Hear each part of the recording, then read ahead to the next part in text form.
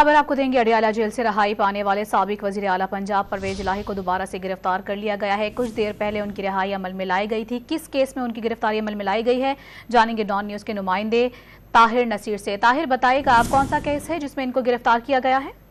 जी देखिए, साबिक वज़ीर आला पंजाब जो परवेज इलाही को कुछ देर कबल अडियाला जेल से रिहा किया गया था। ताम जैसे ही वो बाहर निकले उनको दोबारा नैब लाहौर की टीम ने गिरफ्तार कर लिया और यही बताया जा रहा है कि आमदन से जायद असजात केस में साबिक वज़ीर आला पंजाब चौधरी परवेज इलाही को गिरफ्तार किया गया है।